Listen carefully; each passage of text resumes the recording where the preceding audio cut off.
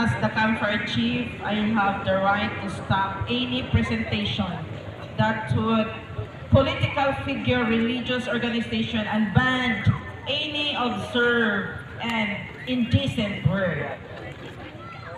By the power vested in me, I hereby appoint you as the MC of tonight's campfire.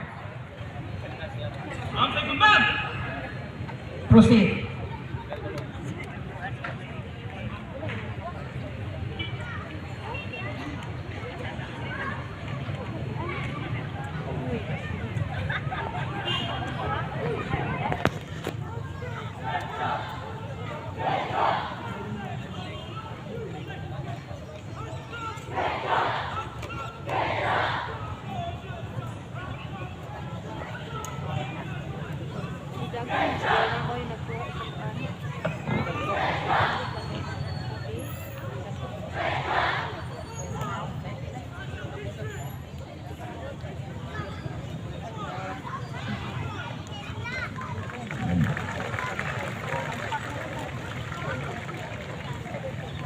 So grabe among entry no, gihangat po ba ni kalaki ani kakuwang fellow eagle no?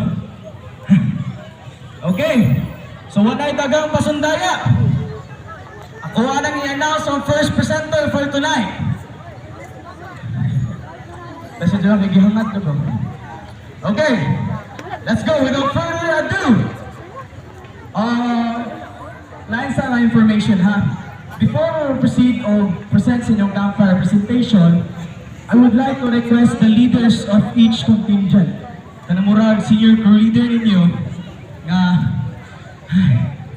manamit sa ato ang dear campfire chief na si Ma'am Aguilar.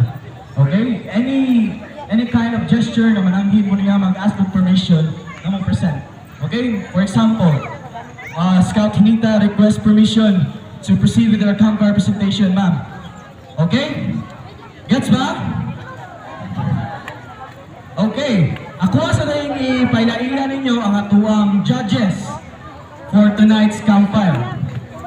Okay, first off, my fellow Eagle from the land of Calape, no?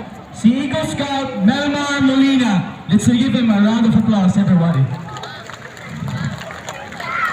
And then the second judge, from the land of Tagbilaran, Eagle Scout John Gabriel Macad